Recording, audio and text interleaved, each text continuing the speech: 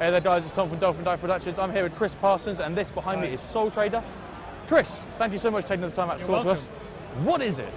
So what is Soul Trader? It's a 2D top-down shooting game, as you can see. So you can trade missions, you can fly between planets, you can do trading of goods, you can become a pirate if you want to, but it's more than that. There's a more interesting component to the game in that each game has 2 centuries of history kind of baked into it. Okay. So you get 200 years of random characters being generated. Wow. So characters are born, they live, and they die even before you're created. Wow. And what happens is that when you start the game, you get to make all of your life choices all the way up to your kind of starting point, and the whole game is surrounded around leaning on those kind of characters and those kind of relationships that you formed and new relationships that you form in order to achieve your goals. So when you say characters, creating characters, whole histories, if you talk to someone who knew your friend's sister, would you know that that person was friends with your sister? Yeah. Oh, wow. So what it tells you is that you can kind of follow these kind of character networks around. So if you're, for example, trading, you spot in the trader that actually, there's a friend of a friend there, maybe I'll go and make myself known to them, maybe I'll get an introduction, then I'm going to get a better price on the goods that I've just brought to this planet, as opposed to just kind of going to a planet and having like a faceless trading screen. Yeah. It's much more personal than that. Yeah.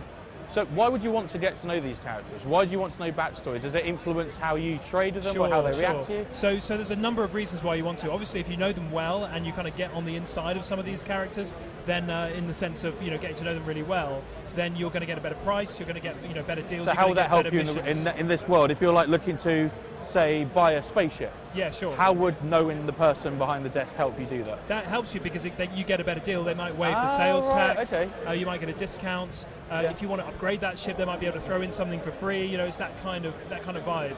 And also, when you're looking to do missions, the missions will be specifically around certain characters in the game. So actually, it won't just be a mission to deliver a parcel. It'll be go and find this person. I think he's in this place, or go and find something else about him because we want to have something that we can hold. So obviously, that character will probably be standing around the same place, easy for him to find, or no, not at all. So what happens with the characters is they go to work, they go home, they go to bars in the evenings. Oh, fantastic. They travel between planets. So sometimes it can be quite tricky to actually find a character. So that's where talking to people on that planet actually really could help you, because then they can show a hint as to where they are or something like that. So I've seen people saying, oh yeah, okay, so they start looking through the list and trying to find someone. Oh, okay, that one has the same surname, maybe they're a relative. They kind of look similar. So you start chatting to them and try and find out if they know them and find out maybe where they live, so you can doorstep the guy so that you can find out more. So if I was stuck, for example, finding the character, would my game experience be the same as yours? No. So if I said to, hey Chris, I'm struggling here, where can I find this person? You'd probably go, yeah, he's here, or would you go, who? So it depends. So the game is randomly generated, but it's done on a seed. So that means just a little bit like a game like Minecraft, where they have a seed for a world. Different environments. So basically what you do is you you can type in a random seed at the beginning. So if you want to, you can play the same history as somebody else. But you don't have to. You can choose your own history as well. But it'd be quite fun to kind of all try the same history and try different aspects of it, and then maybe you'll be able to help each other out. I know it's hard because you've created this, you spent a long time working on this for years. But if you had to choose 2 or 3 aspects of this game that makes it stand out from others, what would you highlight? I think for me, it's just the kind of it's not what you know, it's who you know. That's just not really a game. I haven't really seen that in a game before. It's one of the reasons I wanted to create this game, is because I kind of really enjoy thinking about how everyone's connected and how you can kind of say, oh yeah, that's my cousin's dad. That's interesting. Or that's my mother-in-law. Maybe I can find something from her. Maybe I can borrow a ship from her. Start thinking about the characters rather than the kind of gamey. Oh, I need to get a ship or upgrade my ship. You start thinking, okay, Mel, maybe Tara can help me upgrade my ship. Maybe Joe can help me with some decent goods because I really need a hand right now because things aren't going well. So it's that kind of interaction I think is unique.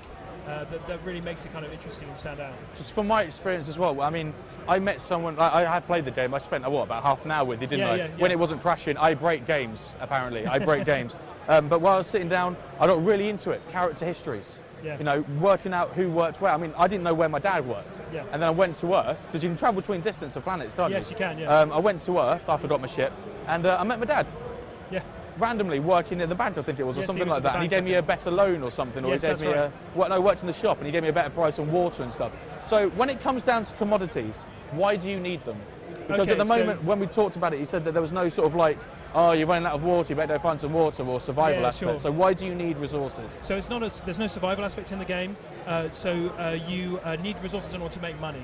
So you might buy a ton of water on a planet and then maybe fly to another planet. So if you go to Earth and buy water, it's going to be quite inexpensive. But on a planet like Venus, it's much more expensive, or a planet like Mercury, very much more. So if you fly, as you fly around, you can find good prices for goods, and therefore you can make money that way. And that helps you to save up to borrow, maybe buy a better ship or upgrade your ship and make it better. So there were more than, like, we've got a ship here that's floating lazily through space, drifting lazily through space.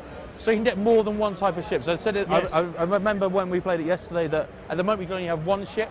Yes, but in the full build of it, you can have as many as you want with many different attributes. Is that absolutely right? So each of the ships, there are 5 or 6 different ships in the game. We're planning on adding a couple more before release. And but also you can own as many of those ships. You can have access to as many of those ships as you like. So you might have ships that you've borrowed, you might have ships that you've hired, you might have ships that you own. So if I'm on Earth, for example, I need to move some metal around, I can go, right, I want that ship. Yeah, so you can borrow. So you need to think, okay, if I want to do a big shipment for somebody, then I need to, go and borrow a ship. I know my friend owns quite a big ship. I'll borrow it for a couple of days, and then I'll do that shipment and then come back. But if you own it, just because you own it doesn't necessarily mean you can use it. It's got to be used in the right port.